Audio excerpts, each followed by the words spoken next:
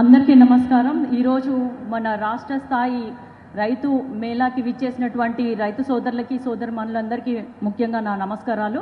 అట్లాగే దీనికి ముఖ్య అతిథిగా విచ్చేసినటువంటి మన in-charge minister revenue and housing Ponguleti Srinivasa Reddy గారికి, అట్లాగే మన సీతక్క గారికి మంత్రివర్యులు, ఇంకొక మంత్రివర్యులు కొండా సురేఖ ఆంటీ అమ్మగారికి, అట్లాగే మన శాసనసభ్యులకి, తర్వాత మేయర్ గారికి, కుడా చైర్మన్ గారికి, ఇక్కడ వచ్చినటువంటి కార్పొరేటర్స్కి, ఇతర ముఖ్యులకి, అఫీషియల్స్కి, ఇద్దరు కలెక్టర్స్కి, ఇంకా ఎవరైనా ఉన్నటువంటి అఫీషియల్స్కి, ముఖ్య నాయకులకి అందరికీ కూడా, ప్రెస్ మీడియా మిత్రులందరికీ కూడా పేరు పేరున నా నమస్కారాలు తెలియజేసుకుంటున్నాను. హార్దిక స్వాగతం కూడా. ఎందుకంటే తెలంగాణ వ్యాప్తంగా రాష్ట్ర స్థాయిలో జరుగుతున్నటువంటి ఈ వేడుకకి కేంద్రం మన వరంగల్ అవ్వడం కూడా ఒక రకంగా మనం చాలా అదృష్టవంతులం అని చెప్పుకోవచ్చు.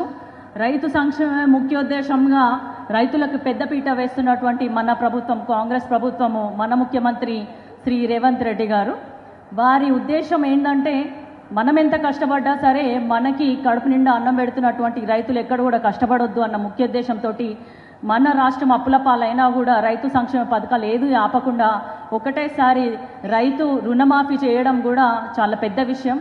అంతకుముందు ప్రభుత్వం 10 ఏళ్లలో చేయలేనిది సంవత్సరాల కాలంలోనే చేసి చూపించినారు.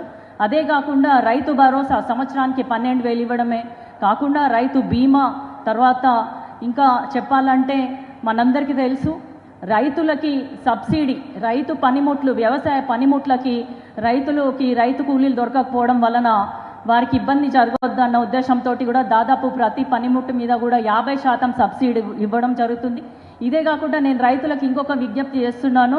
మనము రానున్న ప్రపంచవ్యాప్తంగా జరుగుతున్న మార్పులను చూసుకుంటా రైతులు కూడా ఒకటే తీరుగా వరి, మొక్కజొన్న, మిర్చి కాకుండా రకరకాలైన పంటల మార్పిడి కూడా చేసుకొని పంటలను మంచిగా బలోపేతం చేసుకోవాలంటే భూసారం కూడా బాగుండాలి.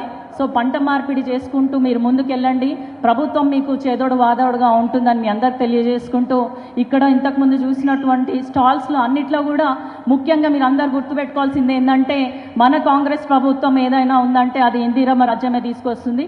ఇక్కడ మహిళల్నే ఓనర్స్ని చేస్తున్నాము కాబట్టి చాలా వరకు పథకాలన్నీ కూడా ఇప్పుడు మనం చూసుకున్నట్టయితే సన్న బియ్యం బోనస్ కానీ, రైతులకి మన ఎంఎస్పీ కానీ ఇవన్నీ రావాలి అంటే వారి ధాన్య సేకరణ కోసము ఏదైతే ఐకేపీ సెంటర్స్ ఉన్నాయో వాటన్నిటికి కూడా మహిళలనే చూసుకుంటున్నారు. ఇట్లా అన్ని రకాలుగా అన్ని వర్గాలనే సంతృప్తిపరిచే విధంగా కష్టపడుతున్నటువంటి మన ప్రభుత్వాన్ని మీరందరూ కూడా ఆశీర్వదించాలి. రైతు ఆశీర్వదించిన ప్రభుత్వాలన్నీ కూడా బాగుపడతాయి అని మీ అందరూ తెలియజేసుకుంటూ, మీకు ఇంకా సేవ చేసే అవకాశం మాకు ఇవ్వాలని మనసారా కోరుకుంటూ సెలవు తీసుకుంటున్నాను. జై హింద్, జై తెలంగాణ.